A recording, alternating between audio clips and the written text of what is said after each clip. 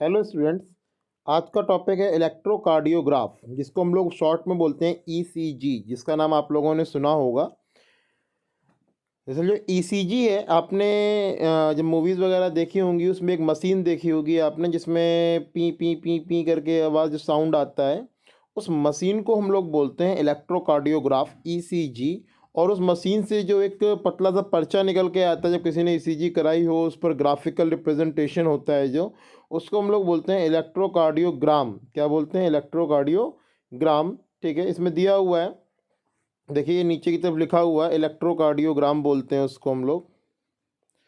Okay, तो you are probably familiar with this scene from a typical hospital television show. A patient is hooked up a monitoring machine that show voltage traces on a screen and makes the sound peep peep peep pee. Means जब को ख़त्म हो जाता है कोई व्यक्ति, तब sound आता है पी करके। मीन्स एक बिल्कुल स्ट्रेट लाइन आती है, और जो पीप पीप होता है उसमें आप देखते हैं कि ऊपर नीचे लाइन होती रहती है। ठीक है, तो पीप पीप और पी, वो तो कहा ठीक है, चलो वो तो साउंड मूवीज़ की बात है वो।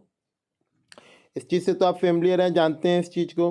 तो this type of machine is called electrocardiograph. Machine को बोलते हैं इलेक्ट्रोकार्डियोग्राफ। ठीक है, is use to obtain a electrocardiogram. जो ग्राफ बन के निकल के आता है प्रिंट आउट, उसको बोलते हैं इलेक्ट्रोकार्डियोग्राम। ठीक है, वो भी ईसीजी है और ये भी ईसीजी है। ठीक है, दोनों का नाम ईसीजी ही है। ठीक है, ECG is a graphical representation of the electrical activity of the heart during a cardiac cycle.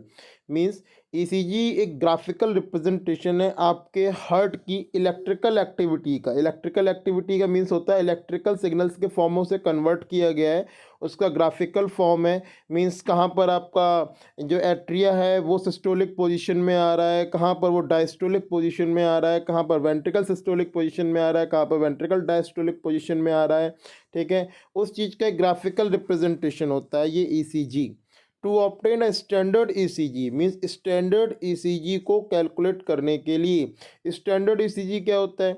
Standard ECG में केवल आपके हार्ट के वेंट्रिकल और आर्टिया, इन दोनों का कॉन्ट्रैक्शन एंड रिलैक्सेशन, ये 2 पॉइंट शो होते हैं। इसके अलावा और कुछ शो नहीं होता है। ज़्यादा अच्छा रिजल्ट पाने के लिए और भी ज़्यादा कुछ होता है उसमें। तो अपने नेक्स्ट पेज पे हम लोग आते हैं।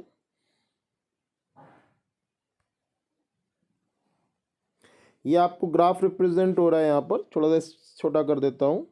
ठीक है, जैसे a patient is connected to the machine with 3 electrical leads. Means एक स्टैंडर्ड ईसीजी अगर हमें कैलकुलेट करना है, तो उसके लिए आपका एक पेशेंट के 3 लीड्स लगाई जाती हैं। दोनों तो आपकी रिस्ट में लगी होती हैं और एक लेफ्ट एंकल में लगी होती है। तो इस पॉइंट को ध्यान रखना है, 1 to each wrist and to the left ankle. और एक कहाँ लगी होगी? लेफ्ट एंकल में लगी होगी।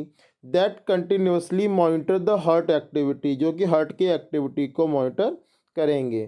ठीक है, for a detailed evaluation of the heart function के डिटेल्ड एवोल्यूशन के लिए here we will talk only about a standard ECG. Means जो आपके for a detailed evaluation of heart function multiple leads are attach to the chest region. Means और ज़्यादा detail evolution के लिए हम लोग, आपने देखा होगा मशीनरी वगैरह ज़्यादा बड़े हॉस्पिटल्स में, मूवीज़ वगैरह में, कि सीने पर भी बहुत सारी लीड्स लगी होती हैं विद कैप। ठीक है, बट यहाँ पर हम केवल एक स्टैंडर्ड ईसीजी की बात करेंगे। तो स्टैंडर्ड ईसीजी में केवल 3 लीड्स को कनेक्ट किया जाता है, दोनों रिस्ट में और एक लेफ्ट एंकल में। ठीक है, अब यहाँ पर देखिए, समझिएगा, each peak in the ECG. Each peak का मतलब होता है, जो आप देखिए उठता हुआ देख रहे हैं ना, एक ये हो गया, एक ये पार्ट हो गया, एक ये हो गया। ठीक है, this is the each peak. ठीक है, इसको बोलते हैं पीक। तो each peak in the ECG is identified with the letter, means इसको letter from P to T, means जितनी भी पीक है, पीक मतलब जो उठाव है, ठीक है, उसको पी से लेकर टी तक के लेटर्स में शो किया गया है। देखिए P, Q, R, S, T, ये सब रिप्रेजेंट किए जा रहे हैं। ठीक है, पी से लेकर टी तक के लेटर्स में इसको रिप्रेजेंट किया गया है। ठीक है, जो कि आपकी किसी फिजिकल इलेक्ट्रिकल एक्टिविटी के हार्ट को दिखाती है, हार्ट की। ठीक है, तो यहाँ पर जो पी वेव है, जो आपको पी वेव दिख रही है डायग्राम में, ये आपके हार्ट का स्टार्टिंग फेज है। मींस जो एट्रिया में कॉन्ट्रैक्शन स्टार्ट हो रहा है, ये उस समय की फेस है पी फेस। ठीक है, उसके बाद क्या होता है, पी का जो ब्लड होता है जब वो कॉन्ट्रैक्ट होता है तो कहाँ पे प्रेशर क्रिएट करता है, वेंट्रिकल्स में प्रेशर क्रिएट करता है। तो जो वेंट्रिकल में प्रेशर क्रिएट कर रहा है means Q R S, it represent the pressure of systolic pressure of ventricles, means ये आपके वेंट्रिकल के प्रेशर को रिप्रेजेंट कर रहा है। ठीक है, उसके बाद जब ये वेंट्रिकल का प्रेशर कम आ रहा है, ठीक है, मीन्स ये अपने लो पोजीशन में जा रहा है, तो टी जो है ये वेंट्रिकल के रिलैक्सेशन को रिप्रेजेंट कर रहा है। और जो नेक्स्ट आपको पीक दिख रही है, ये पीक फिर से वही पी वाली पीक है, मीन्स आपके ये फिर से एट्रिया के कॉन्ट्रैक्शन को रिप्रेजेंट कर रहा है।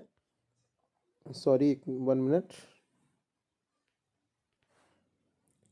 तो लिखा हुआ है देखिए, the P wave represent the electrical excitation और डीपोलराइजेशन। डीपोलराइजेशन मीन्स है अपनी मेन पोजीशन से हटना, तो जो रिलैक्स वाली पोजीशन थी, ठीक है, उस पोजीशन से हटना। 1 मिनट, इसको बैक कर देता हूँ।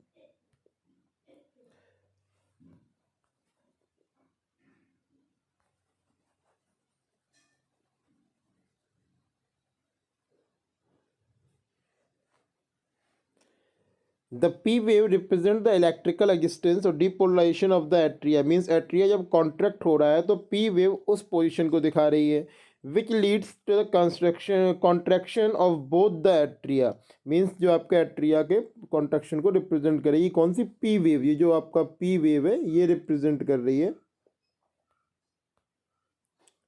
जो पी वेव है ये रिप्रेजेंट कर रही है। ओके, नेक्स्ट है आपका the Q R S complex represent the depolarization of the ventricles, means जो क्यू आर एस पोजिशन है ये आपके वेंट्रिकल्स के डीपोलराइजेशन मीन्स कॉन्ट्रैक्शन को रिप्रेजेंट कर रही है। ठीक है, which initiate the ventricle contraction. ठीक है, द कॉन्ट्रैक्शन स्टार्ट शॉर्टली,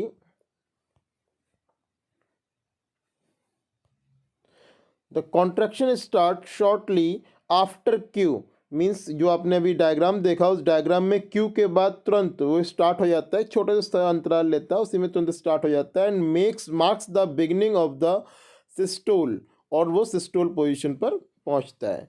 ठीक है, उसके बाद फिर जो टी वेव है वो आपके वेंट्रिकल्स के डायस्टोल पोजीशन को रिप्रेजेंट कर रहा है, मीन्स रीपोलराइजेशन, मतलब वापस से रिलैक्स पोजीशन में जाने को शो करता है वो इस चीज़ को। The T wave represent the return of the ventricles from excited to normal state means repolarization. The end of T wave marks the end of systole.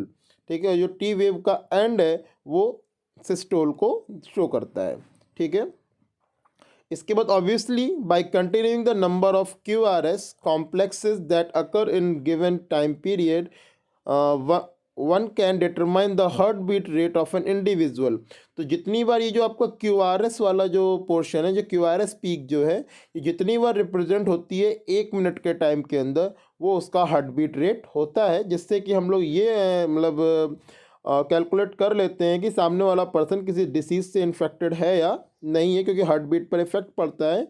Since the ECG obtained from different individuals have रफली the same shape for a given lead configuration, means generally ECG का जो graph आता है, means जो electrocardiogram आता है, ठीक है, ईसीजी का जो निकल के आता है, तो वो लगभग सबका सेम निकल के आता है कि हार्ट बीट सबकी रेट वही होता है, बट डिफरेंस क्या आता है कि नंबरिंग में डिफरेंस पड़ जाता है। Any division from this shape indicate possible abnormalities और डिसीज़। अगर कोई डिफरेंस आता है इसमें तो इससे हम ये समझते हैं कि सामने वाला पर्सन किसी ना किसी डिसीज़ के कारण प्रॉब्लम में है। Hence it is of a great clinical significance. इससे हम लोग मीन्स क्लिनिकल सिग्निफिकेंस का मीन्स वो चिकित्सा में उसके उपचार के लिए इसको हम लोग उसे यूज़ करते हैं ईसीजी को। इस वीडियो में इतना ही। नेक्स्ट वीडियो में हम लोग डबल सर्कुलेशन स्टार्ट करेंगे। Thank you.